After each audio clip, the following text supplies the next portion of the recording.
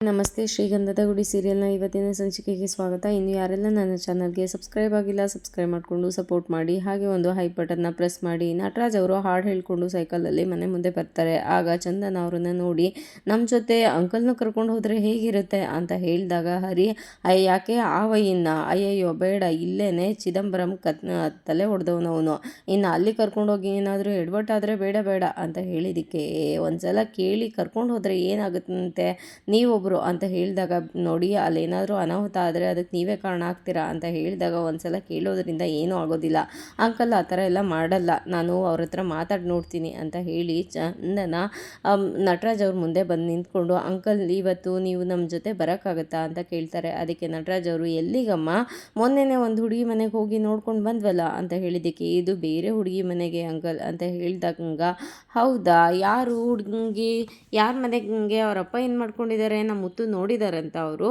ಹೇಗಿದ್ದಾರೆ ಫೋನ್ ಮಾಡಿಕೊಡಮ್ಮ ನಾನು ಮಾತಾಡ್ತೀನಿ ಅಂತ ಹೇಳಿದ್ದಕ್ಕೆ ಇದು ಫೋನಲ್ಲಿ ಮಾತಾಡೋ ಅಂಥ ವಿಷಯ ಅಲ್ಲ ಅಂಕಲ್, ಡೈರೆಕ್ಟಾಗಿ ಹೋಗಿ ಮಾತಾಡೋ ಅಂಥ ವಿಷಯ ಅಂತ ಹೇಳಿದಾಗ ಹುಡುಗಿ ತಂದೆ ಏನು ಮಾಡ್ಕೊಂಡಿದ್ದಾರೆ, ಯಾರಮ್ಮ ಅದು ಅಂತ ಹೇಳಿದ್ದಕ್ಕೆ ಅಂಕಲ್ ಇವಾಗ ನಾವು ಹೋಗ್ತಾ ಇರೋದು ಕಾತ್ಯಾಣಿ ಮನೆಗೆ ಅಂತ ಹೇಳಿದ ತಕ್ಷಣ ನಟರಾಜ್ ಅವ್ರಿಗೆ ಕೋಪ ಬಂದು ಸೈಕಲ್ ಓದ್ಬಿಡ್ತಿರ್ತಾರೆ.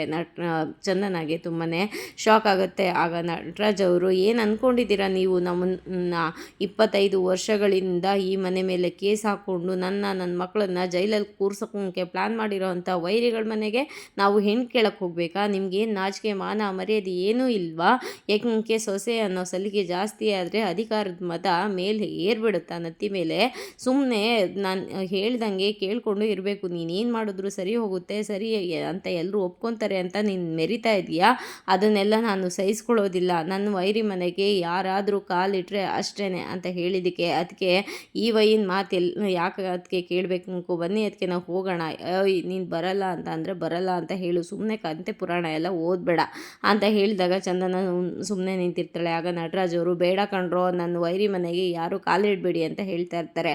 ಆದರೆ ಚಂದನ ಮತ್ತು ಅವರೆಲ್ಲರೂ ಒಳಗಡೆ ಹೋಗಿ ತಾಂಬೂಲನ ತೊಗೊಂಡು ಹೊರಗಡೆ ಬರ್ತಾರೆ. ಆಗ ನಟರಾಜ್ ಅವರು ಕಣ್ರೋ, ಹೋಗಬೇಡಿ ಕಣ್ರೋ, ಆ ಮನೆ ಹೆಣ್ಮಗಳು ನಮ್ಮ ಮನೆಗೆ ಸೊಸೆಯಾಗಿ ಬರೋದು ಬೇಡ ಕಣ್ರೋ, ಅವರು ರಾಕ್ಷಸರು ಕಣ್ರೋ, ನಾಳೆ ಚಿದಂಬರಂ ಟೀ ಅಂಗಡಿನಲ್ಲಿ ನನ್ನ ಮರ್ಯಾದೆ ಕಳೀತಾನೆ ಕಣ್ರೋ, ನಿಮ್ಮ ಅಪ್ಪನ ಮರ್ಯಾದೆ ಹಾಳಾಗೋಂಗೆ ಮಾಡಬೇಡಿ, ಹೋಗಬೇಡ್ರೋ ಅಂತ ಎಷ್ಟೇ ಕರೆದ್ರೂ ಅವರು ನಿಲ್ಲೋದಿಲ್ಲ.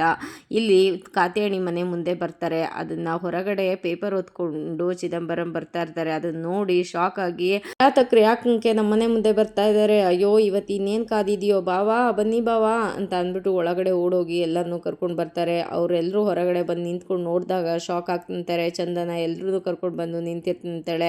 ಅದಕ್ಕೆ ಕಾತ್ಯಾಣಿ ಅಲ್ಲ ಕಡೆ, ನೀನು ಅವತ್ತು ಒಬ್ಬಳೇ ಬಂದಾಗಲೇ ಅಷ್ಟಾಗಿದೆ, ಇವತ್ತು ಯಾಕೆ ಎಲ್ಲರನ್ನೂ ಕರ್ಕೊಂಡು ಬಂದಿದ್ಯಾ ಬಾಲಂಗೋಚಿ ಥರ ಅಂತ ಹೇಳಿದ್ದಕ್ಕೆ ನೋಡಿ ಅವತ್ತು ನಾನು ಒಬ್ಬಳೇ ಬಂದಿದ್ದೆ ಅಂತ ನೀವು ಬೈದ್ರಿ, ನಾನು ಮನೆಗೆ ಹೋಗಿ ಯೋಚನೆ ಮಾಡ್ತಿದ್ದೆ, ನಾನು ಮಾಡಿದ ತಪ್ಪೇನೆ, ಎಲ್ಲರ ಜೊತೆ ಬರಬೇಕಿತ್ತು ಅಂತ ಹೇಳಿ ಇವತ್ತು ಎಲ್ಲರನ್ನೂ ಕರ್ಕೊಂಡು ಬಂದಿದ್ದೀನಿ ಅಂತ ಹೇಳಿದ್ದಕ್ಕೆ ನೀನು ಬಂದುಬಿಟ್ರೆ ಎಲ್ಲ ಆಗ್ಬಿಡುತ್ತಾ ಅಂತ ಹೇಳ್ದಾಗ ಹರಿ ಅತ್ತೆ ಒಂದು ಸ್ವಲ್ಪ ಇರಿ ಅತ್ತೆ, ನಾವು ಯಾವುದನ್ನು ಮನಸ್ಸಲ್ಲಿ ಇಟ್ಕೊಂಡಿಲ್ಲ, ಹಳೇದನ್ನೆಲ್ಲ ಮರೆತುಬಿಟ್ಟು ಇವಾಗ ಮುಂದುವರಿಯೋಣ ಅಂತ ಹೇಳಿದಾಗ ಎಲ್ಲವುದನ್ನು ಮರೆಯೋದ್ರಿಂದ ಅವತ್ತಂತೂ ಇದೇ ಜಾಗದಲ್ಲಿ ನಮ್ಮ ಭಾವನ ಕೈ ಮುರಿದಿಯಲ್ಲ ಅದನ್ನು ಮರೆತುಬಿಡೋದ ಅಂತ ಹೇಳಿದ್ದಕ್ಕೆ ಕಂಟಿ ನೋಡಿ ಅವತ್ತಿನ ತಪ್ಪು ಇಬ್ಬರು ಕಡೆಯಿಂದನೂ ಇದೆ, ಆಗಿದ್ದು ಆಗೋಯ್ತು, ಅದನ್ನೇ ಮನಸ್ಸಲ್ಲಿ ಇಟ್ಕೊಂಡು ಮುಂದುವರ್ಸೋದು ಬೇಡ, ಹಳೆ ದ್ವೇಷನ ಮುಂದುವರ್ಸೋದು ಬೇಡಿ ಅಂತ ಹೇಳಿದ್ದಕ್ಕೆ ಅದೇ ಹಿಂಗೆ ನೀವು ಮರೆತುಬಿಟ್ರೆ ನಾವು ಮರಿಬೇಕಲ್ಲ ಅಂತ ಚಿದಂಬರಂ ಹೇಳ್ತಾರೆ. ಅದಕ್ಕೆ ಇಲ್ಲ, ಅದನ್ನೆಲ್ಲ ನಾವು ಮುಂದುವರ್ಸೋದು ತಪ್ಪಾಗುತ್ತಂತೆ, ಬೆಳಗ್ಗೆ ಎದ್ದರೆ ಒಬ್ಬರು ಮುಖ ಒಬ್ಬರು ನೋಡಿಕೊಂಡು ಇರಬೇಕಾಗತ್ತಂತೆ, ಇನ್ನು ದ್ವೇಷನ ಮುಂದುವರ್ಸೋದು ಬೇಡ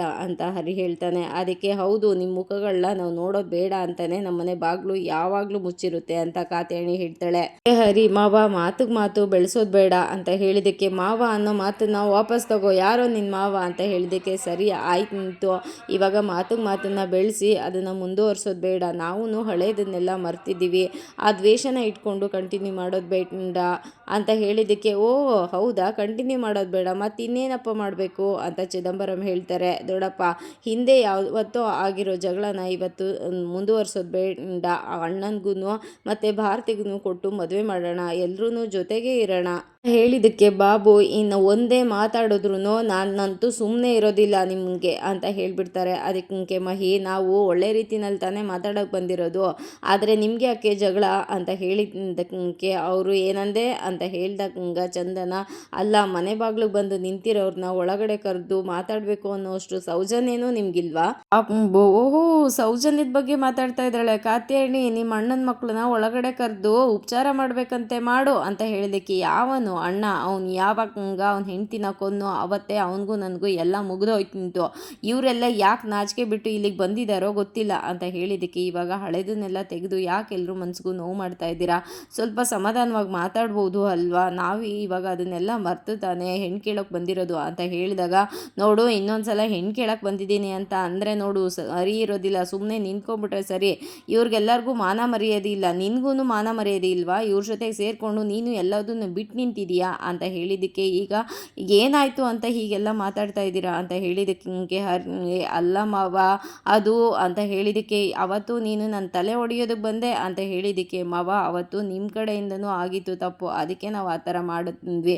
ಇವಾಗ ಅದನ್ನೆಲ್ಲ ಮರೆತು ಭಾರತಿನ ಅಣ್ಣನ ಕೊಟ್ಟು ಮದುವೆ ಮಾಡ್ಬೋದು ತಾನೆ, ಭಾರತಿನ ನಾವು ತುಂಬ ಚೆನ್ನಾಗಿ ನೋಡ್ಕೊತೀವಿ ಅಂತ ಹೇಳಿದ್ದಕ್ಕೆ, ಬಾಬು ನನ್ನ ಮಗಳನ್ನ ನಿಮ್ಮನೆಗೆ ಕಳಿಸೋದಕ್ಕಿನ್ನ ಯಾವ್ದಾದ್ರು ಸುಡ್ಗಾಡಕ್ಕೆ ಕಳಿಸೋದು ಮೇಲು. ಹೇಳಿದಾಗ ಕಾತ್ಯಾಯಣಿ, ನನ್ನ ಮಗಳಿಗೆ ನೋಡಿರೋದು ದುಬೈ ಸಂಬಂಧ, ಆರ್ಡಿನರಿ ಸಂಬಂಧ ಅಲ್ಲ.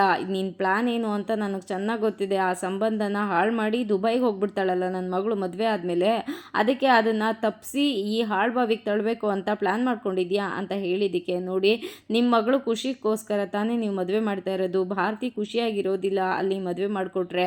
ಭಾರತಿ ಮತ್ತು ಮುತ್ತು ಅಣ್ಣ ಇಬ್ಬರೂ ಪ್ರೀತಿಸ್ತಾ ಇದ್ದಾರೆ. ಅವ್ರ ಪ್ರೀತಿ ಒಂದಿದ್ರೆ ಸಾಕು ಅಲ್ವಾ? ದಯವಿಟ್ಟು ಮದುವೆ ಮಾಡಿಕೊಡಿ, ಅವ್ರ ಪ್ರೀತಿನ ಹಾಳು ಮಾಡಬೇಡಿ, ನಿಮ್ಮ ಒಂದು ಹಠಕ್ಕೋಸ್ಕರ ಅವ್ರ ಪ್ರೀತಿನ ಹಾಳು ಮಾಡಿಬಿಡಿ ಅಂತ ಹೇಳಿದಾಗ, ನಿನ್ನ ಹತ್ರ ಹೇಳಿಸ್ಕೋಬೇಕಾಗಿಲ್ಲ ಎಂಥ ಹುಡುಗನ್ನ ನೋಡಬೇಕು ಅಂತ ಹೇಳಿದ್ದಕ್ಕೆ, ನೋಡಿ ದಯವಿಟ್ಟು ನಿಮ್ಮ ಹಠನ ಮುಂದುವರಿಸ್ಬೇಡಿ, ಮದುವೆ ಮಾಡಿಕೊಡಿ ಅಂತ ಹೇಳಿದ ತಕ್ಷಣ ಕಾತ್ಯಾಯಣಿಗೆ ತುಂಬಾ ಕೋಪ ಬಂದು ಅವಳ ಕೈಯಲ್ಲಿದ್ದ ತಟ್ಟೆನ ಎಸ್ದು ಬಿಡ್ತಾಳೆ.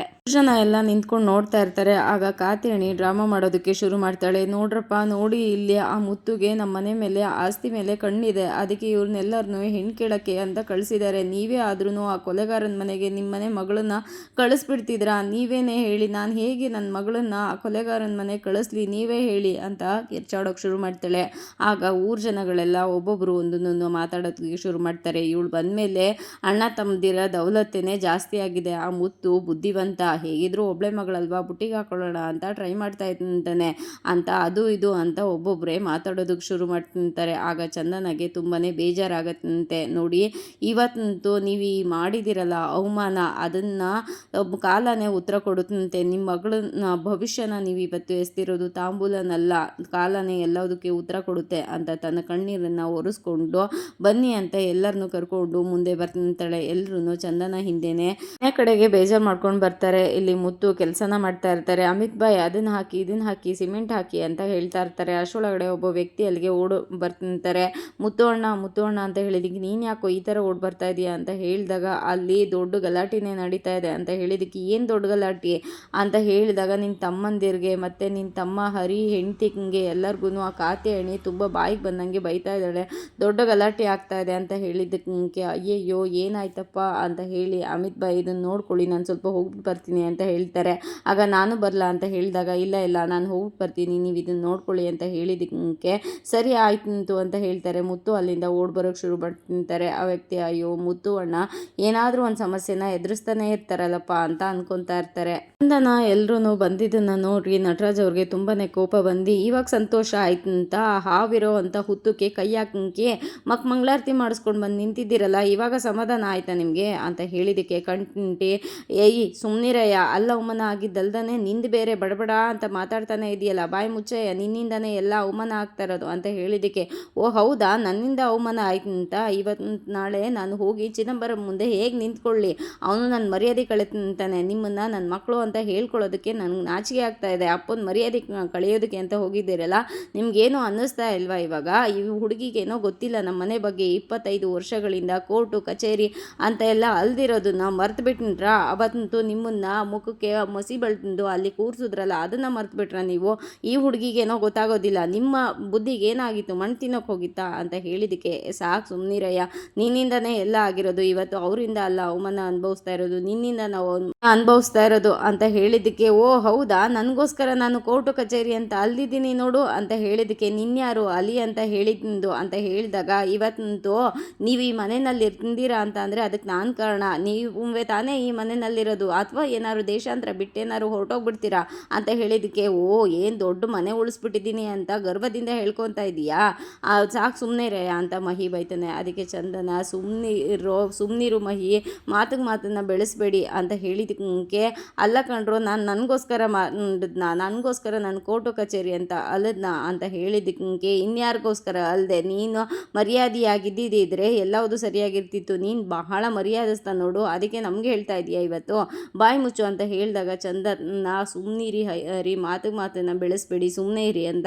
ಸಮಾಧಾನ ಮಾಡ್ತಾ ಇರ್ತಾಳೆ. ನಟರಾಜ್ ಅವ್ರಿಗೂ ತುಂಬಾ ಕೋಪ ಬಂದು ಬಾಯಿಗೆ ಬಂದಂಗೆ ಬೈತಾ ಇರ್ತಾರೆ. ಅಷ್ಟರೊಳಗಡೆ ಮುತ್ತು ಅಲ್ಲಿಂದ ಓಡ್ ಬರ್ತಾರೆ. ಇಲ್ಲಿದ್ದ ತಟ್ಟೆನ ನೋಡಿ, ನಡೀರೋ ಒಳಗಡೆ ಕುತ್ಕೊಂಡು ಮಾತಾಡೋಣ, ನಡೀರೋ ಒಳಗಡೆ ಅಂತ ಹೇಳ್ಬೇಕಾದ್ರೆ ನಟರಾಜ್ ಅವರು, ಕರ್ಕೊಂಡೋಗು ಒಳಗಡೆ, ಚೆನ್ನಾಗಿ ಬೇಯಿಸಿ ಹಾಕಿ ಅವ್ರನ್ನ ಟಗರುಗಳು ಮಾಡ್ದಂಗೆ ಮಾಡು, ಮರ್ಯಾದಿನ ಕಳೆಯೋದಕ್ಕೆ ಹುಟ್ಟಿದ್ದಾರೆ ಇವ್ರುಗಳು ಅಂತ ಹೇಳ್ತಂಗ ಕಂಟಿ ಬೈಯೋದಕ್ಕೆ ಹೋಗ್ತಾನೆ. ಅದಕ್ಕೆ ಮುಚ್ಚು ಬಾಯಿ ಅಂತ ಹೇಳಿದ್ನಲ್ಲ, ಮುಚ್ಚು ಇವಾಗ, ನಡೀರಿ ಒಳಗಡೆ ಅಂತ ಮುತ್ತು ಹೇಳ್ತಾರೆ. ಅಲ್ಲ ನೋಡೋಣ ಅಂತ ಹೇಳಬೇಕಾದ್ರೆ, ನಡೀರಿ ಅಂತ ಹೇಳಿದ್ನಲ್ಲ, ನಡಿಯಮ್ಮ ನೀನು ಒಳಗಡೆ ಅಂತ ಮುತ್ತು ಹೇಳ್ತಾರೆ. ಸರಿ ಅಂತ ಚಂದನ ಎಲ್ಲರೂ ಒಳಗಡೆ ಹೋಗ್ತಾರೆ.